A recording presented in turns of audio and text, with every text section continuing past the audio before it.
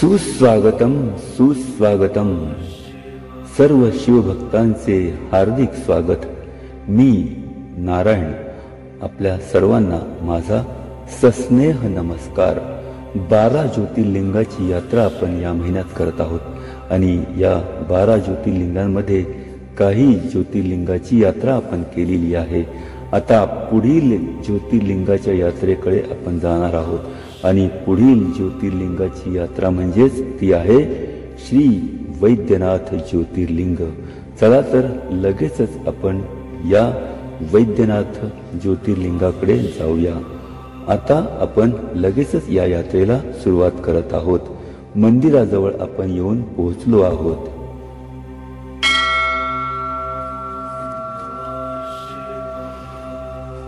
श्री वैद्यनाथाचे हे मंदिर आहे आणि या मंदिरामध्ये आपण पोहोचलो आहोत. हे परळी वैजनाथ येथील अतिशय सुप्रसिद्ध मंदिर आहे.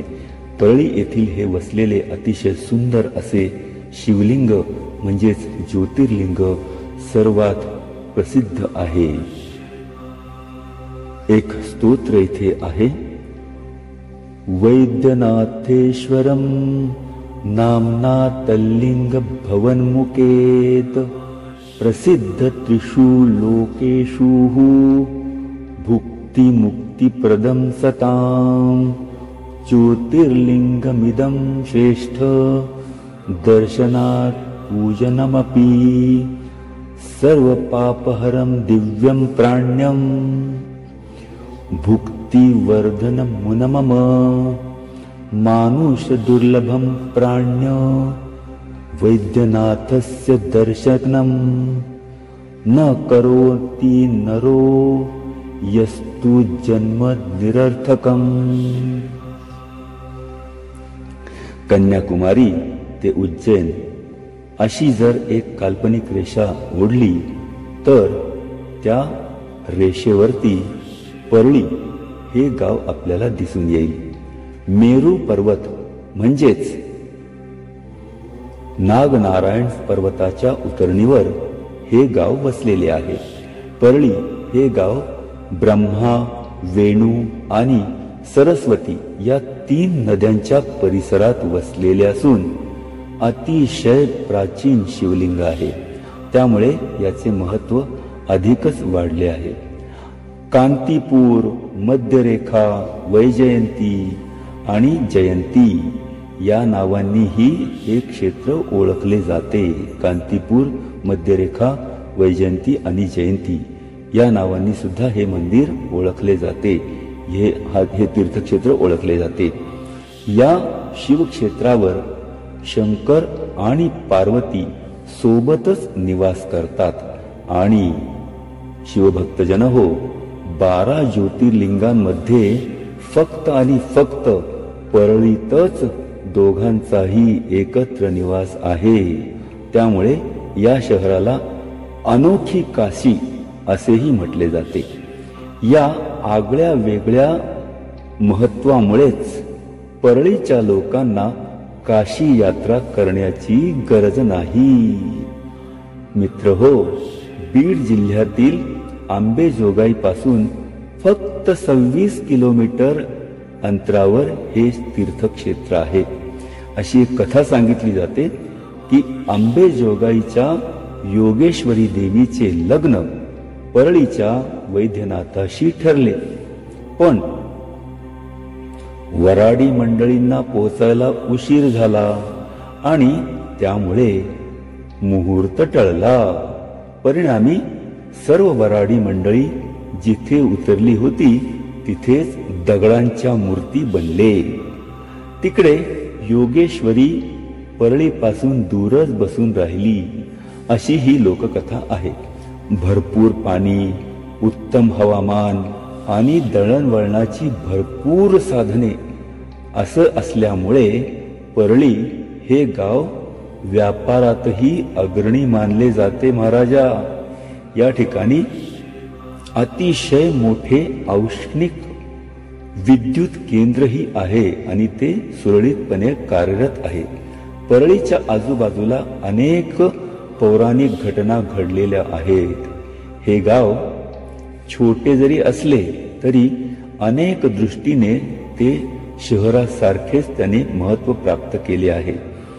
पूर्वी देव आणि दानवांनी समुद्र मंथन केले होते. त्यावेळी त्यातून 14 रत्ने निघाली होती आणि त्यात धन्वंतरी आणि अमृत या दोघांना भगवान शंकराच्या शिवलिंगात लपवून ठेवले होते. आसुरांनी जेव्हा त्या लिंगमूर्तीला स्पर्श केला तेव्हा त्यातून अग्नीच्या ज्वाळा निघू लागल्या. हे पाहून आसूर पळून गेले. नंतर जेव्हा शिवभक्तांनी त्या शिवलिंगाला स्पर्श केला तेव्हापासून महाराजा त्या लिंगमूर्तीला स्पर्श करूनच दर्शन घेण्याची प्रथा सुरू झाली. या ठिकाणी जातीभेद नाही, वर्णभेद नाही, लिंगभेदही नाही, असा कोणताही भेदभाव पाळला जात नाही. कोणीही येऊन येथे सहज दर्शन घेऊ शकतो. या शिवलिंगात अमृत आणि धन्वंतरीचा निवास असल्यामुळे याला अमृतेश्वर किंवा धन्वंतरी असेही म्हटले जाते. वैद्याभ्याम पूजितं सत्यम लिंगमेतत् पुरातमम वैद्यन्मिति प्रख्यात सर्व काम प्रदायकम. या परळी गावात आसपासच्या परिसरात व डोंगर भागात नदी किनारी अनेक उपयुक्त वन औषधी वनस्पती सापडतात. त्यामुळे परळीचे हे ज्योतिर्लिंग वैद्यनाथ या नावानेही ओळखले जाते, कारण येथे औषधी वनस्पती सापडतात म्हणून. महाराजा भगवान श्री विष्णूने सर्व देवांना या ठिकाणी अमृत विजय मिळवून दिला होता आणि म्हणून या स्थानाला वैजयंती असेही म्हटले जाते. पुरातन काळामध्ये एकदा लंकाधिपती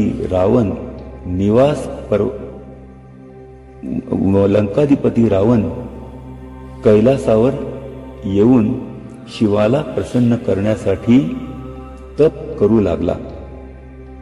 ऊन, पाऊस, वारा, थंडी इत्यादीचा त्रास सहन करूनही जेव्हा भगवान शिव प्रसन्न होत नाही असे वाटले तेव्हा रावण आपले एक एक मस्तक कापून शंकराला अर्पण करू लागला. अशा प्रकारे त्याने आपली 9 मस्तके शिवाला अर्पण केली. जेव्हा तो आपले 10वे मस्तक 10वे शिर कापण्यास तत्पर झाला तेव्हा साक्षात भगवान शंकर प्रकट झाले. त्यांनी रावणाची 10 मस्तके पूर्ववत केली आणि रावणाला वर मागण्यास सांगितले.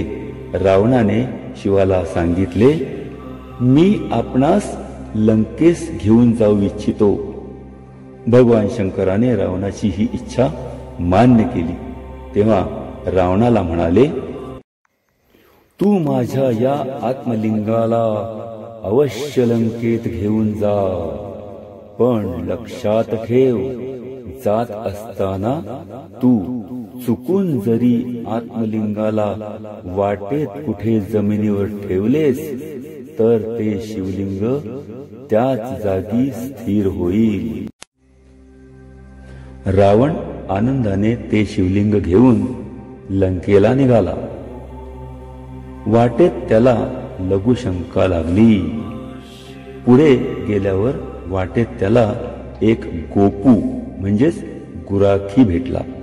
रावणाने त्याला विनंती केली आणि ते शिवलिंग त्याच्या हातात देऊन रावण लघुशंकेला गेला.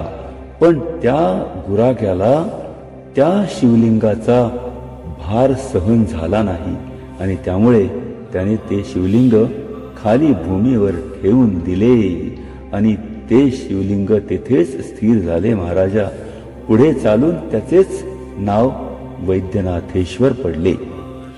देवांना जेव्हा कळले की सध्या शिवशंकर रावणाजवळ राहत आहेत तेव्हा त्यांना अतिशय दुःख झाले. त्यांनी नारदाला विश्वासात घेतले.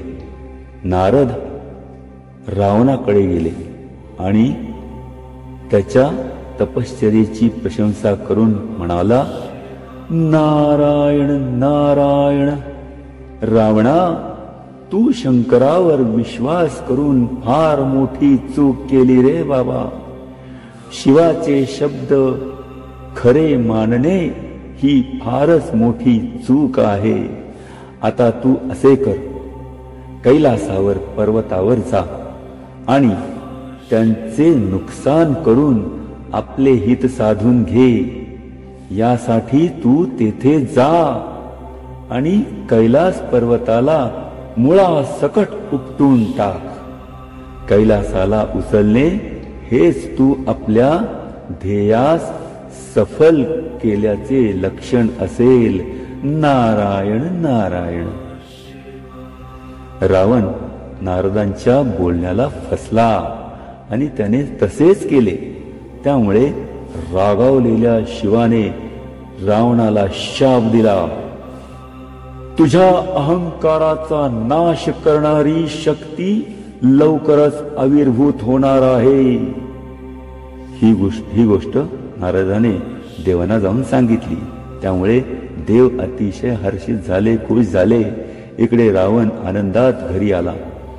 शिवाच्या मायेने त्याला ग्रासून टाकले होते.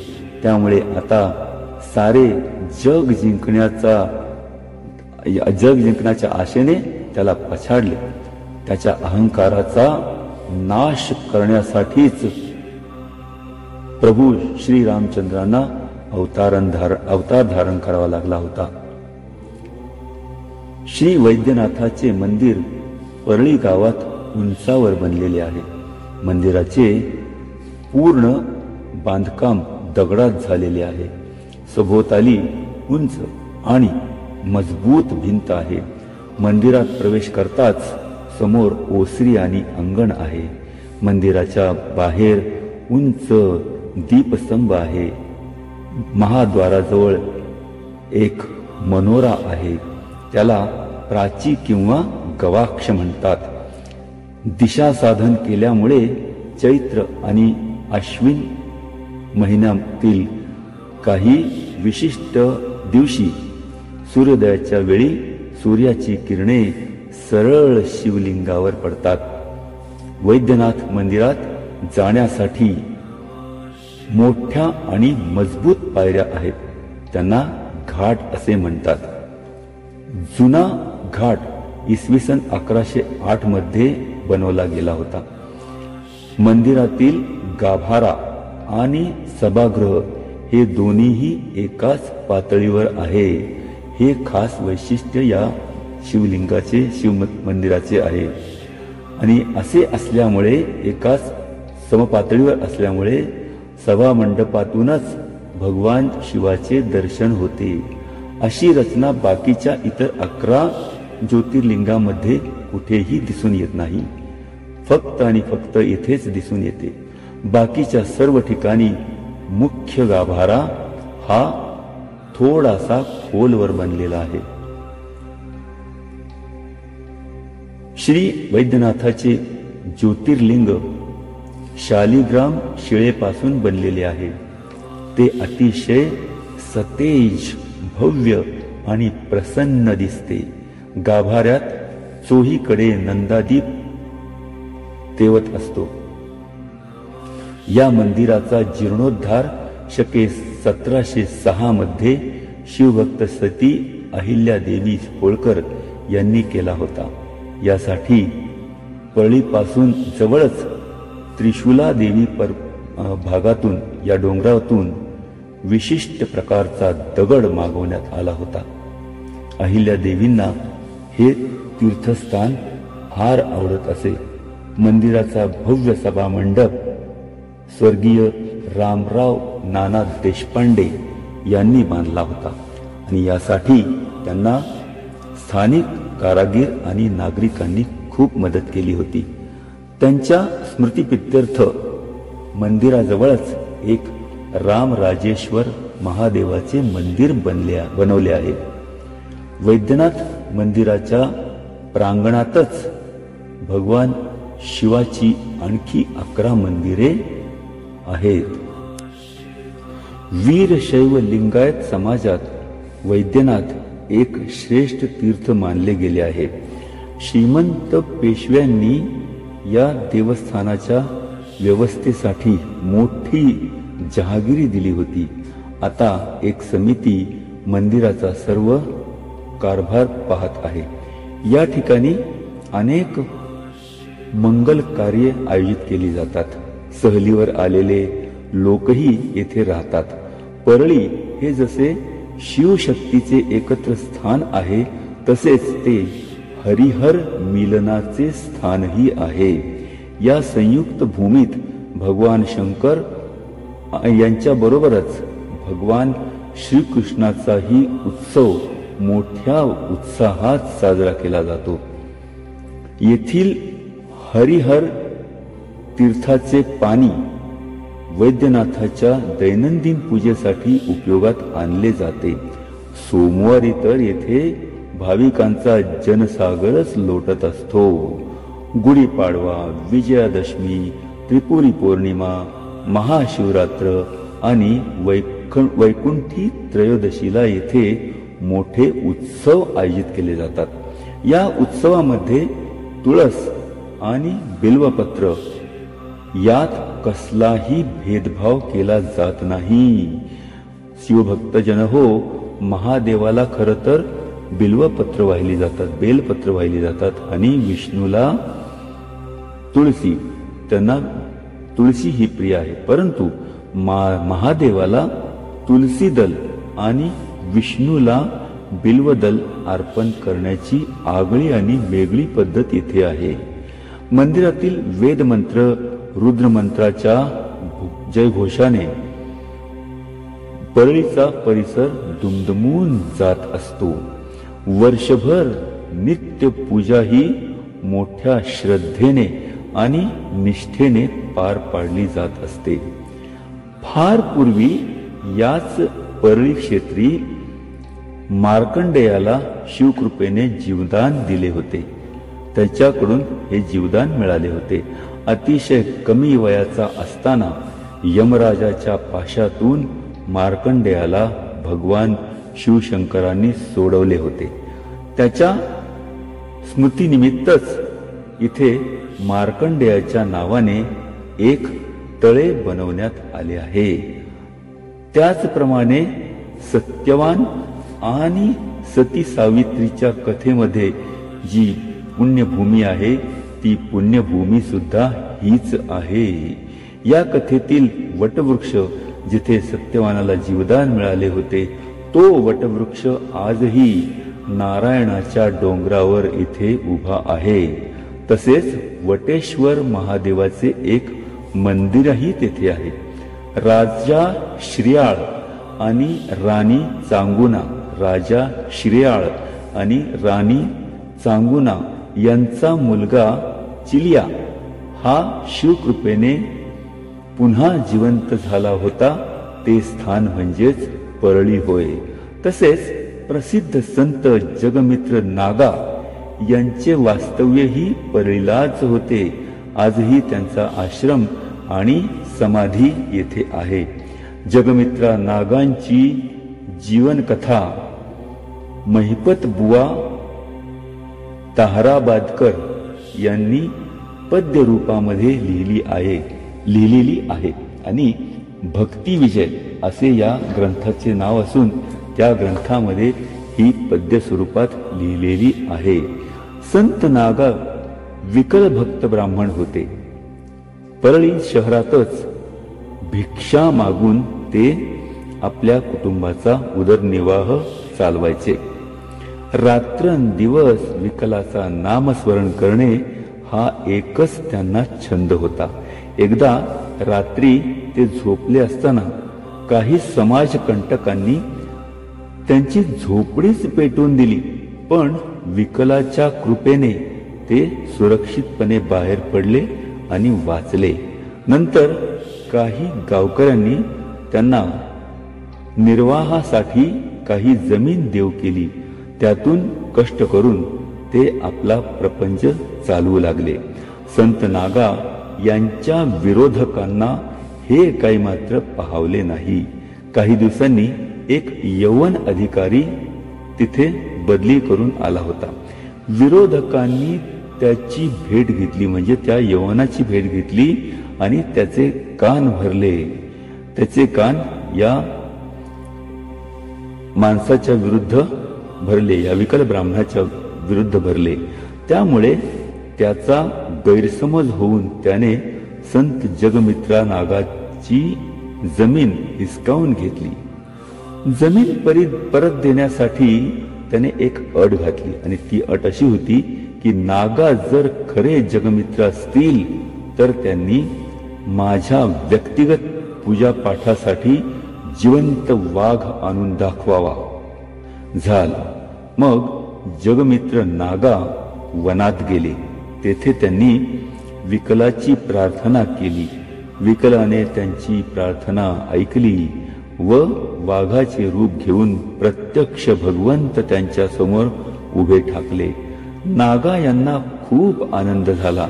त्या वाघरूपी देवाला घेऊन ते त्या यवन अधिकाऱ्याच्या घरी गेले. वाघाला पाहून तो यवन अतिशय लज्जित झाला. त्याने संत नागा यांची क्षमा मागितली आणि त्यांची जमीन त्यांना परत केली. अशा या संताची समाधीही परळी शहरात आहे. याचबरोबर काळा सावळा राम मंदिर, झुरळवाले गोपीनाथ मंदिर, दत्तकालिका शनी मंदिर, विठ्ठल, बालाजी अशी अनेक मंदिरे, मठ, आश्रम या शहरामध्ये आहेत. सोंड नसलेल्या वैशिष्ट्यपूर्ण गणपतीचाही इथे मंदिर आहे. हा गणपती पहिलवानासारखे आसन घालून पाय दुमडून बसलेला आहे. असं म्हणतात की वैद्यनाथाच्या दर्शनाच्या अगोदर या गणपतीचे दर्शन घेण्याची येथे प्रथा आहे. वक्रेबुवा, धुंडीराज महाराज, यमराज, विश्वेश्वर, गुरुलिंग स्वामी अशी अनेक संत मंडळी आणि महापुरुषांच्या पदस्पर्शाने पावन झालेले ही परळीची भूमी महाराष्ट्रात आहे. याचा आपल्याला अतिशय अभिमान आहे. परळी वैद्यनाथ हे क्षेत्र महाराष्ट्रात असून बीड जिल्ह्यात आहे. औरंगाबाद पासून 260 किलोमीटर, तसेच परभणी आणि साऊथकडून म्हणजे दक्षिणेकडून येणाऱ्यांना निजामाबाद मार्गे येता येते. तर मित्रहो, आपण ही यात्रा आता संपवत आहोत. ही यात्रा आपल्याला कशी वाटली, आवडली असेल तर लाईक करा, शेअर करा, जरूर कॉमेंट्स करा आणि चॅनेलला सबस्क्राईब करा, NGC चॅनेल.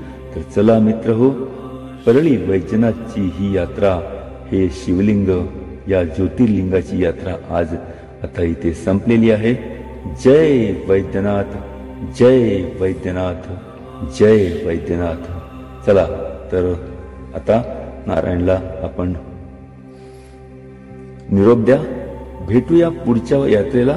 तोपर्यंत नमस्कार. ओम नमः शिवाय.